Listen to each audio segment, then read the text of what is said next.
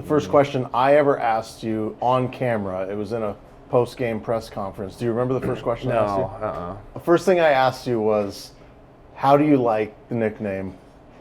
Oh, Touchdown Touchdown Tommy? Tommy. Yeah. Do you remember what No, you I said? definitely remember the question now. I don't remember exactly what I said, but I'm sure I said something like, it's definitely just too much for a boy from Butte, for sure. That's kind of what I figured I said. Your answer was, no, I don't like it. Yeah. No, that was an emotional game, and I was not about to try to impress anybody after that. I was as blunt as I could be. Yeah. Yeah. And then Troy Anderson sat down. He goes, well, we don't care if he likes it. We love it. Yeah. Oh, really? I don't know. I don't remember that. Yeah. Well, so how do you feel about it now? Has it grown on you? What's your thoughts now?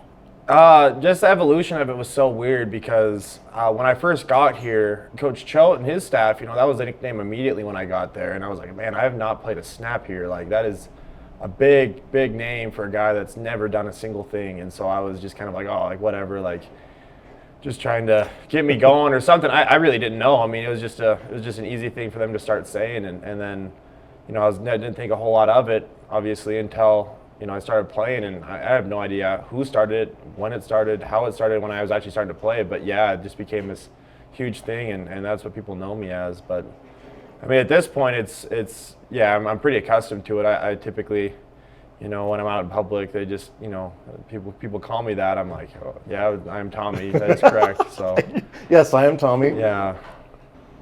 I mean, it's been quite a ride, dude. I mean, to think about how you came onto the scene, which was very dramatic in a sense, to where you are now, you've got to feel pretty blessed. Yeah, I absolutely do. Well, I mean, just from the top down, with people believing in me, giving me the opportunity to do this stuff, and continue to believe in me, is that kind of process. Because a young guy that you put in for the playoffs, and it's a win or go home mentality, is a lot different than, say, a week 3 game, a non-conference game, and how you prepare and what you allow that person to do. And then you kind of have to start progressing as a quarterback, and it's not just go out there and try to win the game, without or with everything on the table. It's like, well, we have to be ready for the entire conference season, all these things. So just those guys believing in me and believing in my development, because that could have been an easy thing to say, oh, well, he did all these things, but we know in reality that, that's not sustainable for the long run. So just to continue to believe in me and help me get to this point has been very, very humbling and great. I've been very grateful for. What do you want your legacy to be? What do you want to be remembered for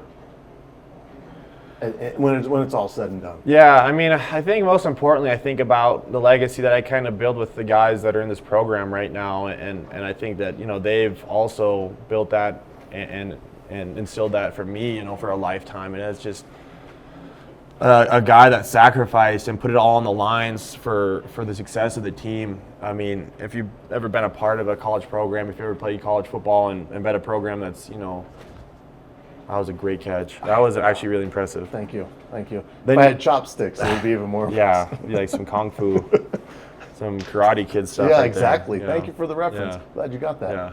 Thought you were a little too young for that. Yeah, no, I got it. Okay. So just a guy that sacrificed and put it all on the line, put his body on the line, put his, time on the line and his emotions on the line, so that he could ultimately help, the 100+ guys that are also sacrificing for him. So I think that's the biggest legacy that I'd like to, try to instill into the other guys as they have in me.